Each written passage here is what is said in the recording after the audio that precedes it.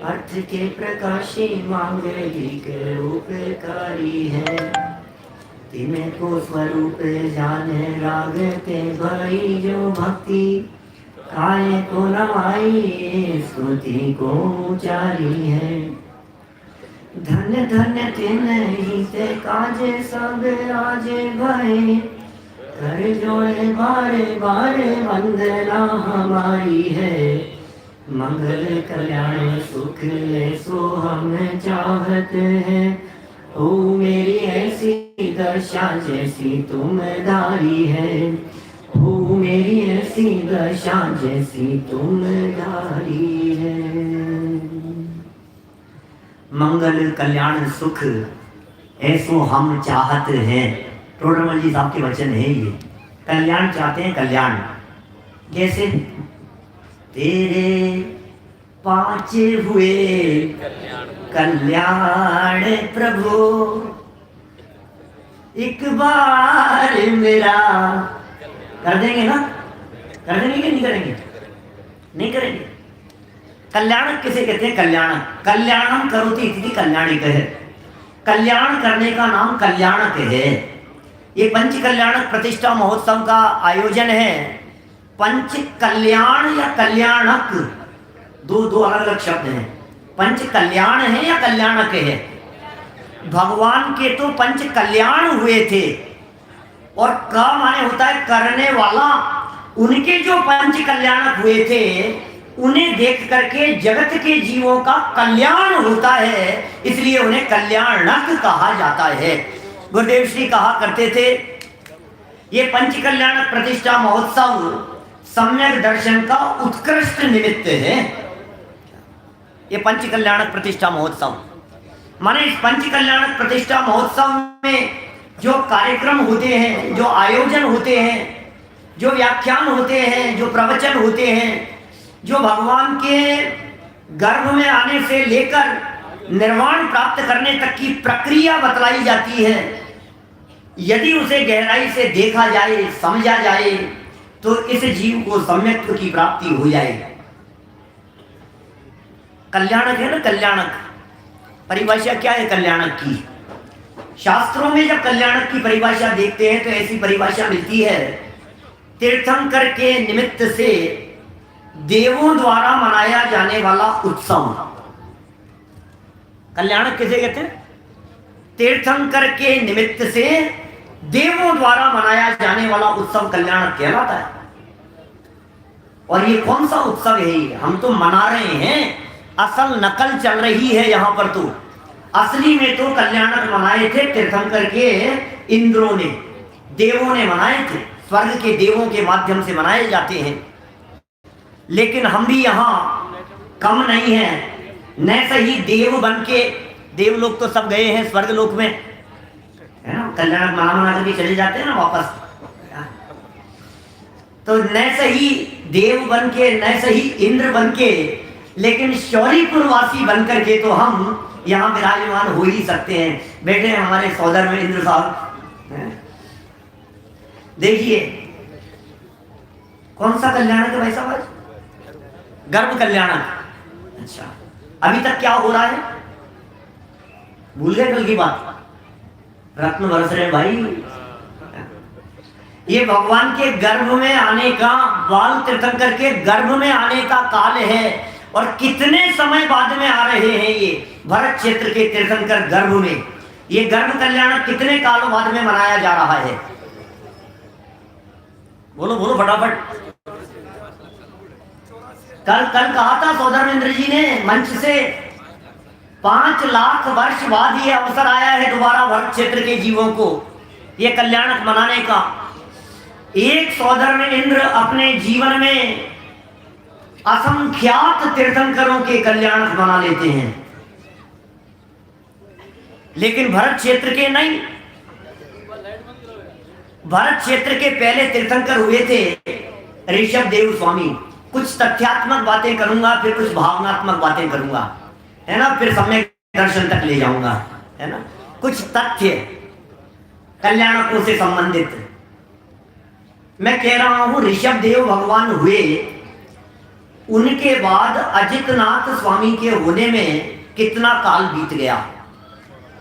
आधा चौथा काल बीत गया था नितेश जी, आधा चौथा काल निकल गया पहले तीर्थंकर के बाद दूसरे तीर्थंकर होने में। और यदि टाइम पीरियड की बात करूं तो 50 लाख करोड़ सागर, क्या कहा?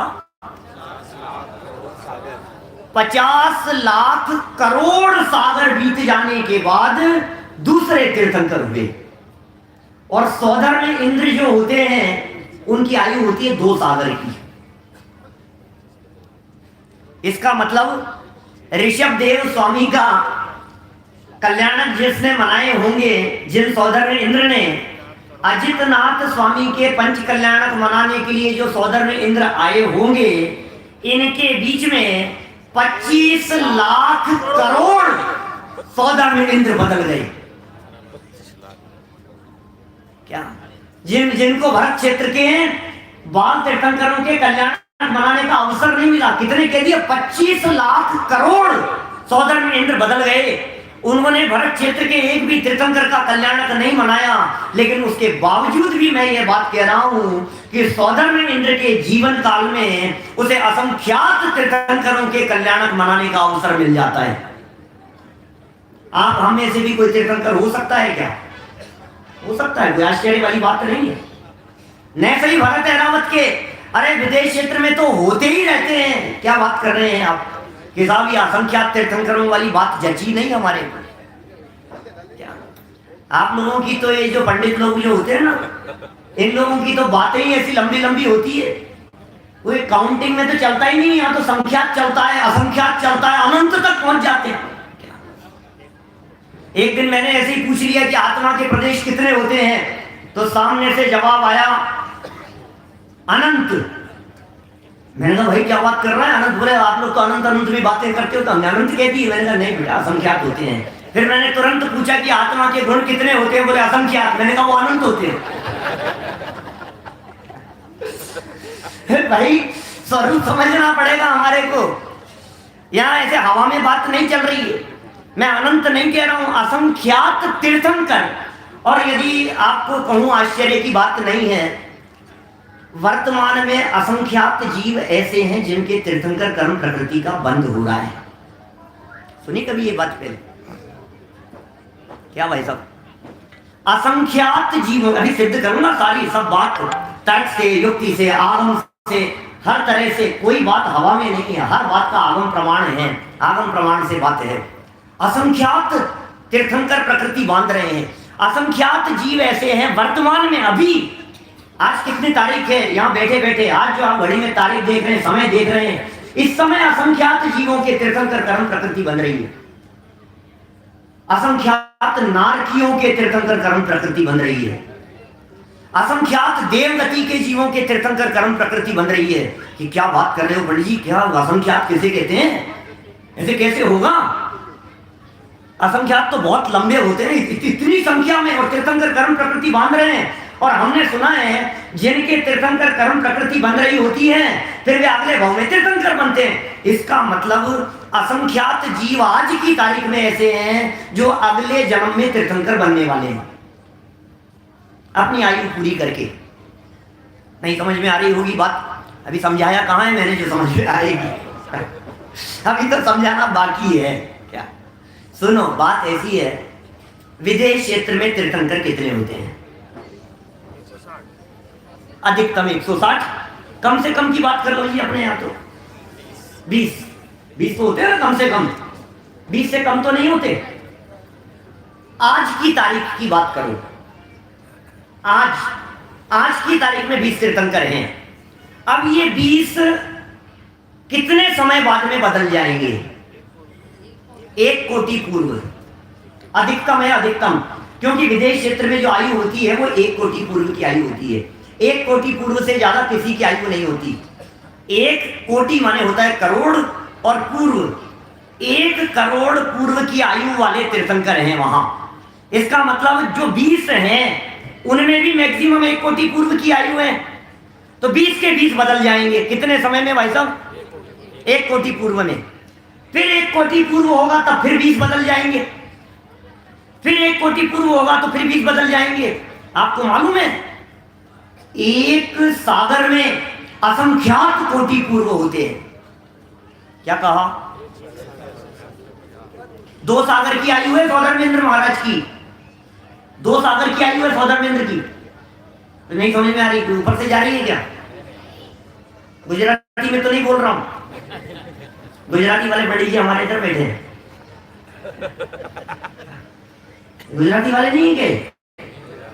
अरे इन्होंने जितना गुजराती से हिंदी अनुवाद किया है ना, किसी ने नहीं किया होगा आज तक अपने जीवन में, इतना अनुवाद किया है इन्होंने।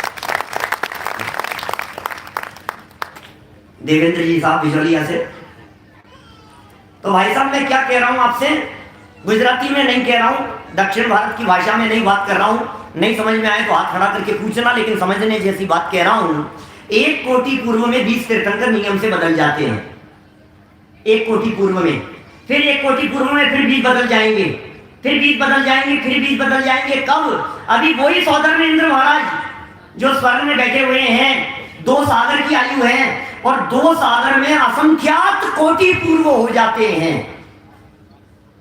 ये तो गणना है, कैलकुलेशन है। इसका मतलब ये है कि असंख्यात बार 20 तीर्थंकर बदल जाते हैं एक ही सौधर्मेंद्र के जीवन काल में। कितने भाग्यशाली होते हैं भाई साहब, कितने तीर्थंकरों का कल्याण मनाते हैं, तब तो एक भवावतारी होते हैं वे। 40 नील तो शची बदल जाती है, भाग्यशाली है क्या? अरे यार भैया क्या किस्मत है यार इनकी, 40 नील। अरे किस्मत, आप इसे अच्छी बात कह रहे हैं, इतनी देवियां बदल गई, इतनी पत्नियां बदल गई। अरे ये तो 40 नील तो बहुत कम कह दिया मैंने।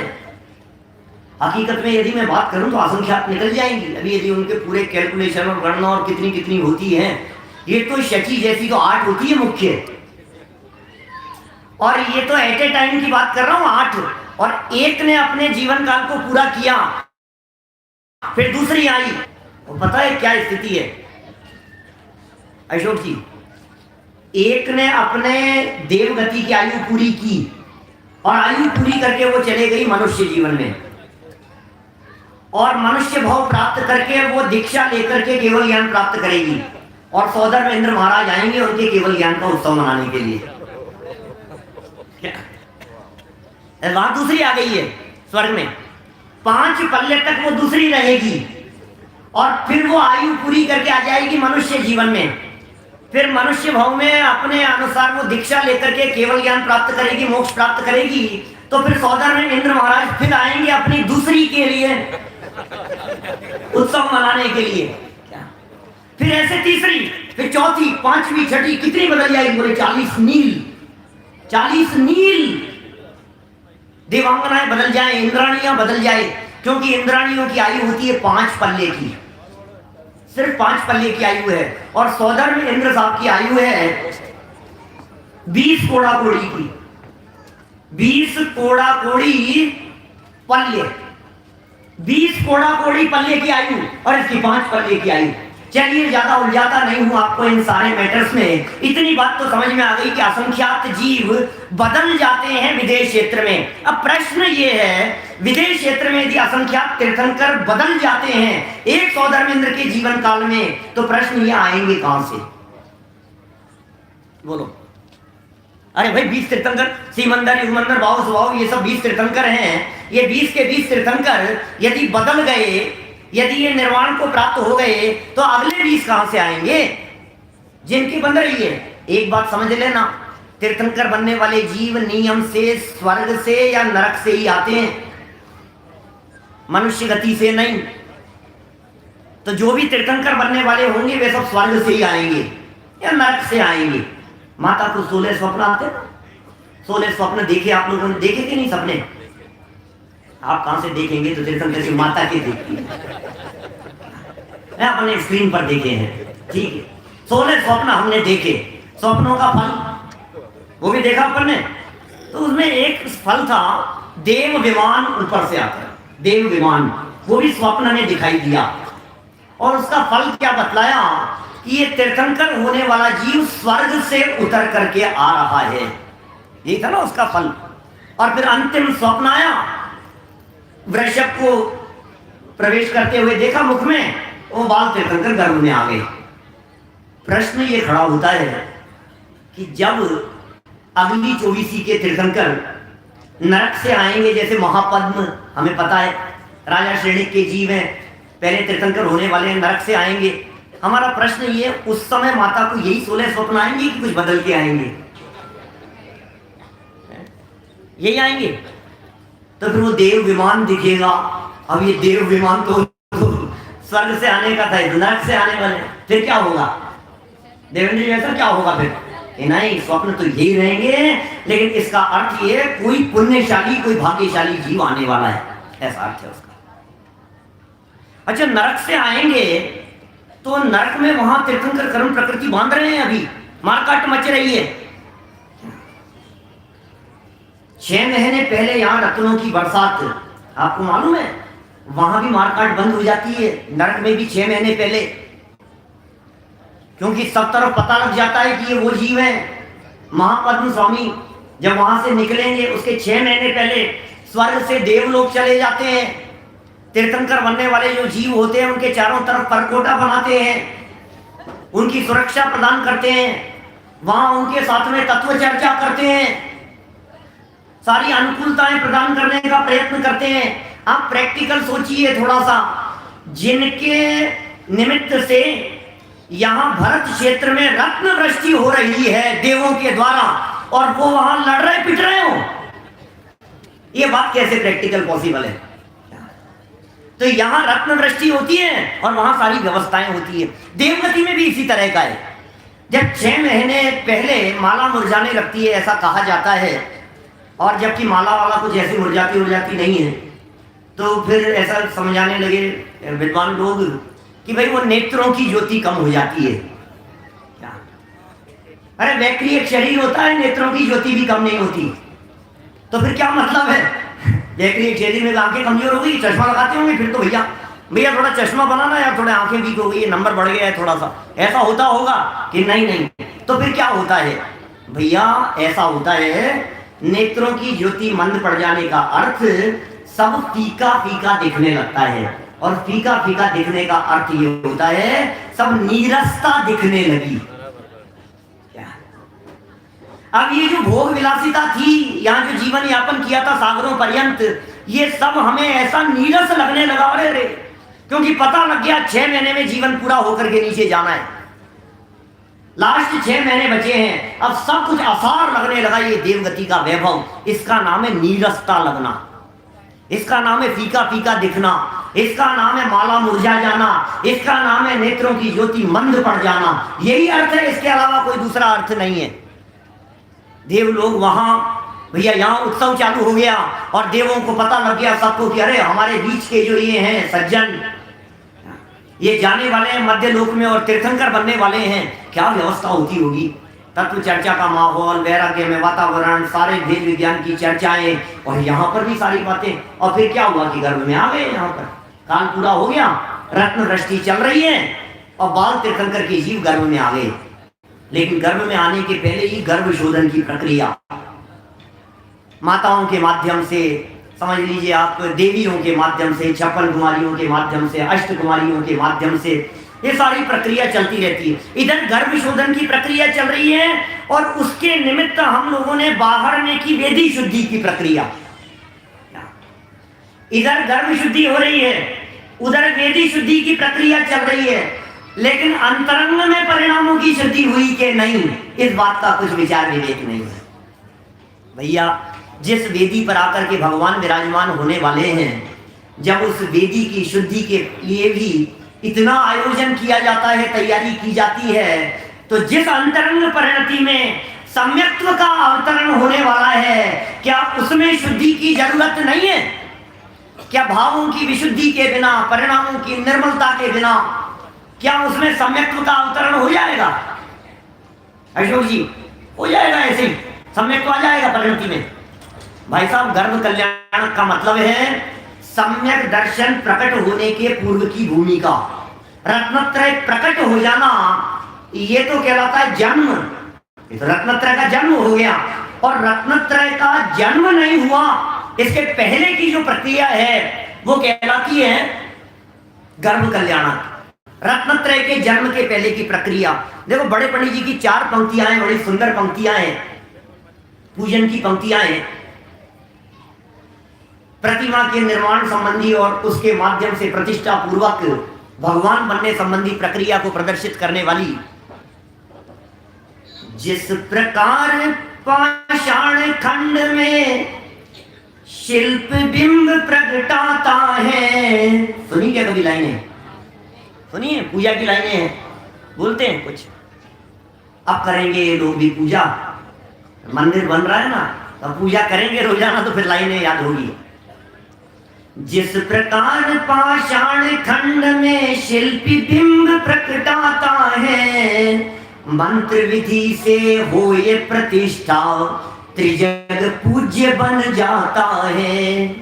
उस प्रकार मैं निज परिणति में ज्ञायक का प्रतिबिंब धरूं, और रत्नत्रय से हो ये प्रतिष्ठा, त्रिजग पूज्य पद प्राप्त करूं। तो समझ में आई क्या कह दिया है? क्या गजब की लाइनें हैं। जिस प्रकार पाषाण खंड में शिल्पी बिंब प्रकटाता है, पाषाण के शिलाखंड में ये जो शिल्पी था, मूर्तिकार, मूर्ति बनाने वाला, उसने क्या काम किया? वो बिंब की प्रतिष्ठा के पहले वो बिंब बना दिया, उसमें बिंब प्रकटाता है, और फिर प्रतिमा यहां आ जाती है पांडाल में, और फिर क्या होता है? मंत्र विधि से हो ये प्रतिष्ठा, त्रिजग पूज्य बन जाता है। मंत्रों के माध्यम से प्रतिष्ठा होकर के 3 लोक में पूज्य हो जाते हैं। उसने क्या किया? शिल्पी ने वो आकार प्रदान किया था, और फिर मंत्रों से मंत्रित करके वो प्रतिमा भगवान बन गई। अरे यही तो प्रक्रिया यहाँ अपनानी है हमारे को भगवान बनने के पहले। ये कैसी प्रक्रिया है? इसी संबंध में लिखा, उस प्रकार में निज परिणति में ज्ञायक का प्रतिबिंब धरूं। अरे अपनी परिणति में जब तक ज्ञायक का प्रतिबिंब नहीं धरा जाएगा, हमारी वर्तमान परिणति में जब तक ज्ञायक की चर्चाएं नहीं होगी, अरे गर्भ में आने का मतलब ये है चर्चा में आना।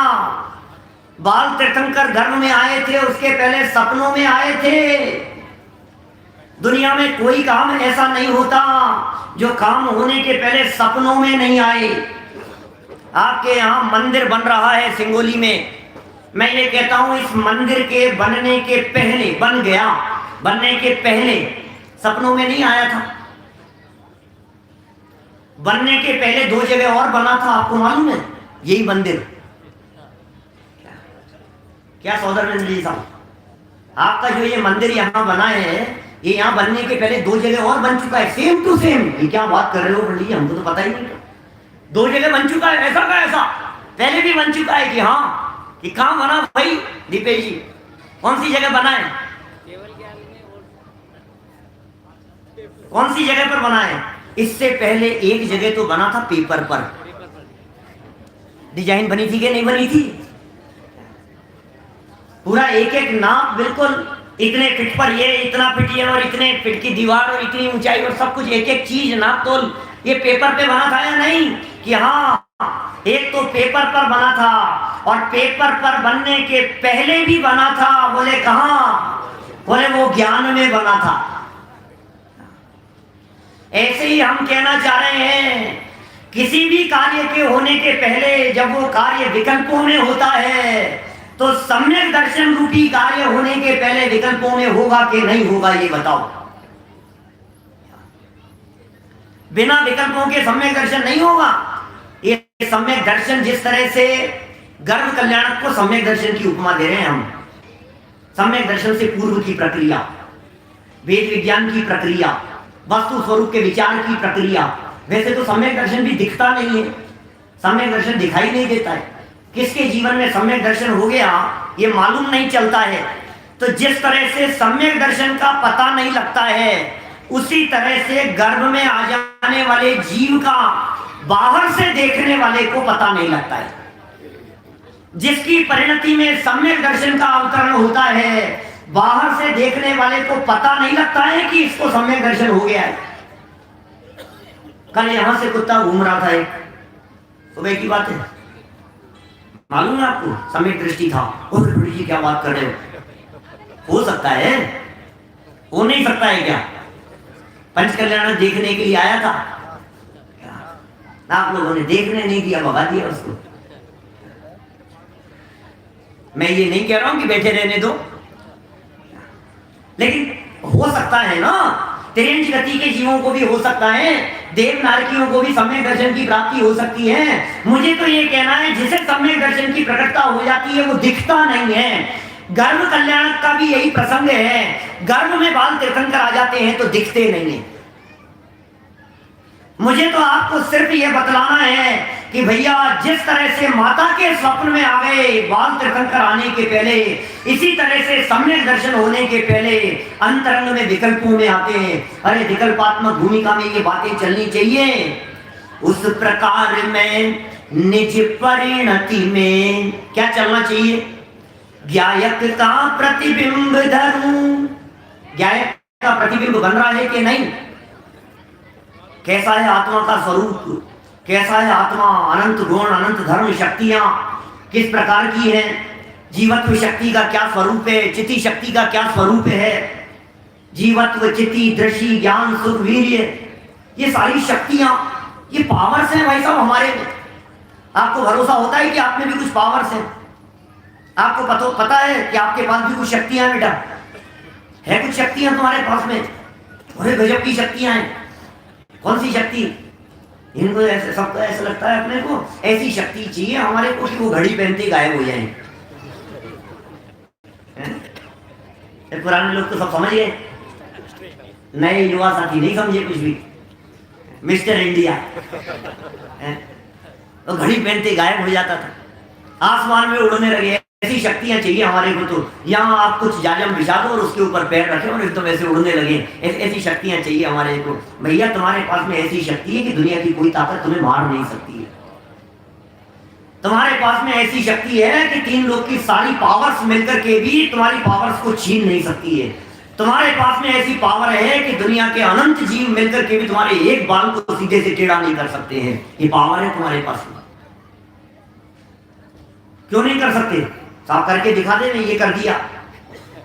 अरे मैं तो मेरी बात कर रहा हूं, ये मेरे थोड़ी ने, मेरे बाल ही नहीं है, मेरे क्या बाल माता करेगा कोई व्यक्ति? मेरा कोई क्या बिगाड़ लेगा? इसलिए आत्म स्वरूप को समझने की जरूरत है। ये विकल्पात्मक दशा में जब तक वस्तु स्वरूप का निर्णय नहीं होगा तब तक सम्यक्त्व का अवतरण परिणति में नहीं होगा। अभी तो विकल्पों में ही नहीं है भाई साहब, क्या कहें हम? दिल पर हाथ रख करके बतलाओ, शाम बीतने वाली है, दिन पूरा हो रहा है, सुबह से लेकर के अभी तक किसके विकल्प में आया सम्यक दर्शन लेना है? बोलो, हाथ खड़ा करके बतलाओ इतनी बड़ी सभा में, इस पांडाल में। बोलो साहब, क्या एक व्यक्ति का हाथ नहीं खड़ा दिखाई देता है? देवेंद्र जी भाई साहब, सम्यक दर्शन का उत्कृष्टतम निमित्त है पंच कल्याण प्रतिष्ठा महोत्सव। एक भी व्यक्ति के सपने में नहीं आ रही है ये बात भाई साहब कि मुझे सम्यक दर्शन लेना है। और पता है, पंडित जी आएंगे 10 अक्षर पढ़ने, पंडित जी सम्यक दर्शन नहीं हो रहा, आप बताओ ना कोई उपाय। बोलो मुकेश जी, धनुब्या कोई तो उपाय बतलाओ। पंडित जी कुछ ऐसा बतलाओ बस सम्यक दर्शन की प्राप्ति हो जाए। प्रश्न पूछने के लिए पूछ रहा है कि दिल में तमन्ना भी है? सच में दिल से चाहता है क्या कि सम्यक दर्शन हो जाए? भावना है क्या इस प्रकार की कि मुझे सम्यक दर्शन की प्राप्ति हो जाए? चाहते ही नहीं है नवीन जी, चाहते ही नहीं है हम सम्यक दर्शन हो जाए। ये तो यहाँ आयोजन में पत्रिकाएं बांट दी थी, पंपलेट बांट दिए थे, जगह जगह लगा दिए थे, बैनर लगा दिए थे, निमंत्रण दे दिए थे। हमारे परिवार वाले हैं, हमारे रिश्तेदार हैं, हमारे जानकार हैं, हमारे गांव में हो रहा है आयोजन, तो चलो अपन भी देख आते हैं। ऐसे ही हो रहा है ना सब भैया। उस प्रकार में निज परिणति में ज्ञायक का प्रतिबिंब धरूं। फिर क्या होगा? प्रतिष्ठा भी तो करनी पड़ेगी ना। ये कैसे होगी प्रतिष्ठा? रत्नत्रय से हो ये प्रतिष्ठा। अरे रत्नत्रय से तो प्रतिष्ठा होती है। ये जीव कैसे प्रतिष्ठित बनता है, इसकी प्रतिष्ठा कैसे होती है? बिंब प्रतिष्ठा तो हो जाएगी, अपनी प्रतिष्ठा कैसे होगी कि नहीं नहीं हमने पंच कल्याण कराया, हमारी भी प्रतिष्ठा बहुत हो गई है समाज में। अरे नहीं भाई, तो कौन सी प्रतिष्ठा की बात कर रहे हो? यहाँ बिंब प्रतिष्ठा की बात नहीं चल रही है, यहाँ मंदिर प्रतिष्ठा की बात नहीं चल रही है, यहाँ वेदी प्रतिष्ठा की बात नहीं चल रही है, यहाँ तो रत्नत्रय से अपनी प्रतिष्ठा की चर्चा चल रही है। बिना रत्नत्रय के प्रतिष्ठा नहीं होती। अरे रत्नत्रय जिसकी परिणति में अवतरित होता है उसकी ऐसी प्रतिष्ठा होती है कि स्वर्ग से देव उतर करके आते हैं उसकी जय जयकार करने के लिए। जिसकी परिणति में रत्नत्रय का अवतरण होता है, जिसकी परिणति में रत्नत्रय उतर करके आते हैं। मैं आपसे पूछता हूं, सेठ सुदर्शन की जय जयकार क्यों होने वाली है ना? रात को आज ही हो रही है ना, नाटक हो रहा है सेठ सुदर्शन का। चढ़ाया जा रहा था सूली पर, देव उतर करके आ गए, सूली का सिंहासन हो गया और मालूम क्या क्या और जय जयकार करने लगे। क्या हुआ? क्या हुआ? ऐसा क्या था सेठ सुदर्शन में? बोलो, कुछ तो होगा। सीता की अग्नि परीक्षा हुई और अग्नि का जल करने के लिए देव आ गए ऊपर से। ये वही देव जब रावण उठा करके ले जा रहा था तब पता नहीं कहां सो रहे थे, तब कहां चले गए? सारी रामायण ही नहीं होती, अग्नि परीक्षा की प्रसंग ही नहीं बनता, पहले ही आ जाते बचाने के लिए। ये भारतीय हिंदी फिल्मों की तरह तो नहीं है, पुलिस बात नहीं आती है, ऐसा तो नहीं है कुछ। ये क्या है स्थिति? क्यों क्यों? अरे पुराण प्रथमानु योग भरे पड़े हैं ऐसी घटनाओं से। कहीं नाग का आहार हो गया, कहीं सूली का सिंहासन हो गया, कहीं ये हो गया, कहीं यमपाल चांडाल को बचाने के लिए आ गए, समुद्र में फेंक दिया था, कहीं ये दुनिया भर की घटनाएं हैं इस तरह की। क्यों? लेकिन क्यों? कारण क्या है उसके पीछे? देव लोग आपकी रक्षा के लिए क्यों नहीं आए? देव लोग हमारी रक्षा के लिए क्यों नहीं उतर करके आ रहे हैं दौड़ दौड़ करके? भैया सुनो, जैसे अपनी ही प्रतिष्ठा की परवाह नहीं है उसकी कौन प्रतिष्ठा करे? जैसे अपनी कीमत नहीं है, जैसे अपने आप की परवाह नहीं है, जैसे अपने आप के स्वरूप को जानने पहचानने की सुध बुध नहीं है, उसकी कौन प्रतिष्ठा करेगा? अरे तीन लोक में उसी की प्रतिष्ठा होती है जिसे अपनी प्रतिष्ठा होती है। जिसकी वर्तमान पर्याय में त्रिकाली ध्रुव की प्रतिष्ठा होती है उसकी पर्याय भी प्रतिष्ठित हो जाती है, और फिर ऐसी प्रतिष्ठित होती है कि प्रतिष्ठा होकर के उसकी प्रतिमाएं वेदी पर विराजमान होती है। ये प्रतिष्ठा की बात है। बजाना हो तो अच्छे से बजा लो, नहीं तो कोई बात नहीं। मेरा डायलॉग नहीं है तो एस पी हरिन जी बोलते हैं इस तरह से, तो ठीक है जो भी है। तालियों का सवाल नहीं है, बात समझ में आनी चाहिए। ताली से क्या होना है?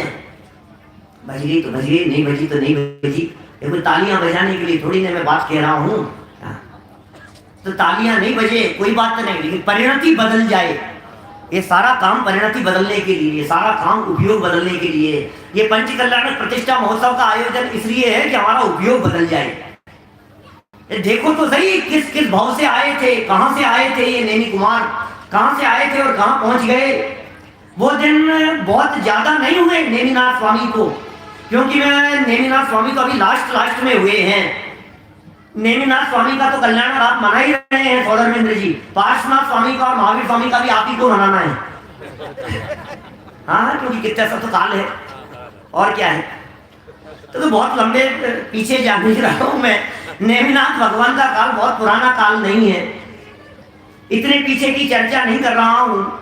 इसलिए हमारी तो परिणति बदल जाए इन घटनाओं को देख देख करके। माने वे हमारे साथ में निगोद में रहे होंगे, न मालूम कितने भव नेमिनाथ स्वामी के हमारे साथ में बीते होंगे।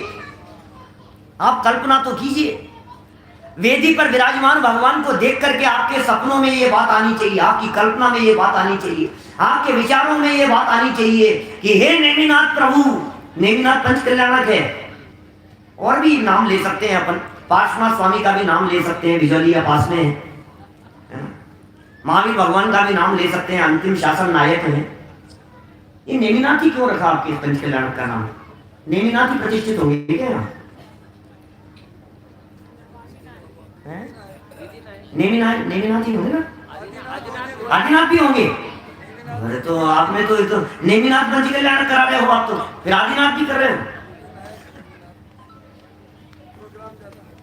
वास्तव में तो ये श्रीमद जिनेंद्र पंच कल्याणक होता है भाई साहब, तीर्थंकरों के नाम से नहीं होता है, इसका नाम है जिनेंद्र पंच कल्याणक। लेकिन क्या करें, इस जिनेंद्र पंच कल्याणक में यद्यपि सारी घटनाएं पूरे 2400 तीर्थंकरों की एक जैसी होती है, लेकिन फिर भी किसी का नाम तो देना पड़ेगा, तो एक को प्रमुख करके उन्हें विधि नायक बना दिया जाता है, विधि के नायक।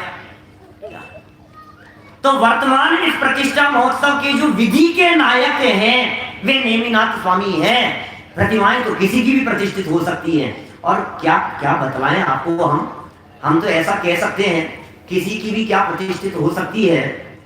भगवान तो सब एक ही है, एक जैसे ही है। आप यदि नीचे चिन्ह पर हाथ लगा दो तो आप पहचान नहीं सकते कौन से भगवान है। आप पहचान सकते हैं क्या कि कौन से भगवान है? सच्ची घटना बतलाता हूँ कि 25-30 साल पुरानी घटना हुई कोई मूर्ति मोहल्ले में, क्योंकि सारे भगवान हमारे जयपुर से ही आते हैं। भगवान भी जयपुर से आते हैं ना, भगवान बनाने की प्रक्रिया बताने वाले भी जयपुर से आते हैं। तो भगवान बनते हैं वहां मूर्ति मोहल्ला में, हमारे खजाने वाले के रास्ते में, चांदपुर बाजार में। एक बार प्रतिमा खरीदने के लिए गए वहां, बहुत साल पुरानी बात है। तो वहां प्रतिमा देखी, हमें आदिनाथ भगवान की प्रतिमा लेनी थी, उसने दिखाई हमारे को, मतलब ये आदिनाथ की दिखा। बोले पंडित जी एक काम करो, आप पसंद कर लो, आप कहोगे तो आदिनाथ बना देंगे, आप कहोगे तो महावीर बना देंगे, हमारे हाथ में है सब। हो गया यार, ये चाहे जिसको आदिनाथ बना दे महावीर बना दे, तुम्हें क्या करना है? बोले हमारे जो भगवान होते हैं, हमारे भगवान का स्वरूप एक होता है। ये इस बात को बताने के लिए कह रहा हूं मैं, हमारे भगवान का स्वरूप एक जैसा है, चेहरे नहीं बदलते हैं क्या? ये तो चिन्ह बदलते हुए दिखाई दे रहे हैं भाई साहब क्या? और चिन्ह भी सिर्फ पहचान के लिए है। पता है ये चिन्ह की पद्धति क्यों है? नाम लिख देते हो ना सीधे सीधे, क्या दिक्कत है भाई साहब? ऋषभ जी भाई साहब, सीधा नाम लिख दो ना, महावीर भगवान, पार्श्वनाथ भगवान, चिन्ह की क्या जरूरत है? भाई साहब यदि नाम लिख देंगे तो प्रॉब्लम खड़ी होगी, कौन सी भाषा में लिखेंगे? हिंदी में लिखेंगे, गुजराती में, फिर किसी को गुजराती पढ़ना नहीं आता, फिर कोई दक्षिण भारत वाला आ रहा है उसका क्या होगा, फिर बिना पढ़े लिखे लोगों का क्या होगा? प्रैक्टिकल समझना बात को। माने प्रतिमाओं के ऊपर चिन्ह की परंपरा क्यों है?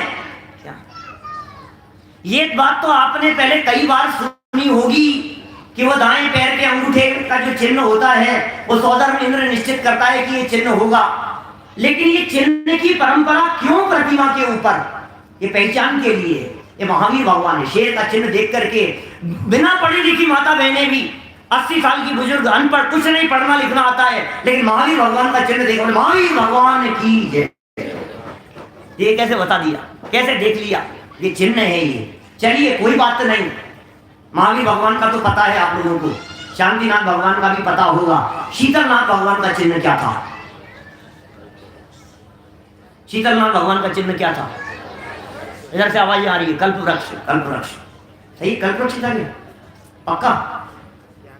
अरे भाई साहब, ये शीतलनाथ भगवान का चिन्ह है कि शीतलनाथ भगवान की प्रतिमा का चिन्ह है? इतनी रामायण गाने के बावजूद भी फिर वही बात। शीतलनाथ भगवान का चिन्ह कलश, कल्पवृक्ष, शीतलनाथ भगवान का चिन्ह प्रतिमा का चिन्ह है। महावीर भगवान का चिन्ह क्या है? क्या हुआ? शेर। अच्छा, महावीर भगवान के समय नेमिनाथ भगवान का तो याद ही होगा, क्या है? अरे वीतरागता से पहचाने जाते हैं हमारे भगवान। क्या भगवान का चिन्ह तो वीतरागता है। भगवान को इन चिन्ह से मत देखो, भगवान को वीतरागता से देखो। भगवान में वीतरागता को देखो। वीतरागता को देख करके यदि आप अपने स्वरूप को देखेंगे तो वीतरागी बनने का मार्ग शुरू होगा। ये वीतरागी बनने का मार्ग वीतरागता को देखने से शुरू होता है, चिन्ह को देखने से नहीं। ये भगवान बनने की प्रक्रिया है। कम से कम सपने में तो ये बात आनी चाहिए हमारे, कम से कम विकल्पों में तो ये बात आनी चाहिए कि भेद विज्ञान करना है। कम से कम विकल्प में तो ये बात आनी चाहिए कि सम्यक दर्शन की प्राप्ति करनी है। उस प्रकार मैं निज परिणति में ज्ञायक का प्रतिबिंब धरूं, फिर रत्नत्रय से होए प्रतिष्ठा, त्रिजग पूज्य पद प्राप्त करूं। अरे फिर रत्नत्रय से प्रतिष्ठा होगी। ये असली गर्भ कल्याण मनाना है, काम हो जाए ऐसा। आज ही गर्भ कल्याण के प्रसंग पे सम्यक दर्शन हो जाए। कल और परसों तो दीक्षा ले रहे हैं साथ में अपन, बोलो छठा सातवां गुणस्थान हो जाए। परसों तक की बात कर रहा हूं, इससे आगे की नहीं। क्या इतना तो हो ही सकता है, छठे सातवें गुणस्थान तक तो पहुंच सकते हैं। लेकिन कहां छठे सातवें की बात कर रहे हो? अभी तो चौथे का ठिकाना नहीं है, पांचवें का ठिकाना नहीं है, सपने में नहीं है ये बातें। भाई साहब दुनिया में कोई काम बतलाओ जो करने के पहले विकल्प नहीं आते हो। दुकान खोलने के पहले दुकान खोलने के विकल्प आते हैं, बिजनेस शुरू करने के पहले बिजनेस के विकल्प आते हैं, भोजन करने के पहले भोजन के विकल्प आते हैं, नहाने के पहले नहाने के विकल्प आते हैं। सोचो जरा, एक एक चीज। आपको विकल्प भी नहीं आया था सिंगोली आने का और आप यहां आ गए, ये कैसे हो सकता है? जय कुमार जी साहब बोलो। विकल्पों में आया होगा ना कि सिंगोली में पंच कल्याण हो रहा है, हमें वहां चलना है। भाई साहब भाई अंदर से क्या बोलो, हमारे विकल्पों में तो आया होगा ना कि हमें वहां चलना है, वहां आयोजन हो रहा है, तब तो स्टेप बढ़ता है आगे।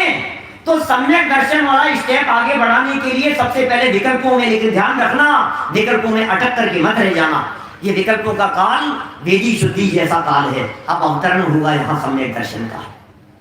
आज वेदी शुद्धि करके आए हैं अपन, यहां भी शुद्धि हो रही थी और वहां भी शुद्धि हो रही थी क्या, और अंदर में भी शुद्धि होती रहनी चाहिए थी, और अंदर में नहीं हो रही थी, बस दो जगह तो हो गई।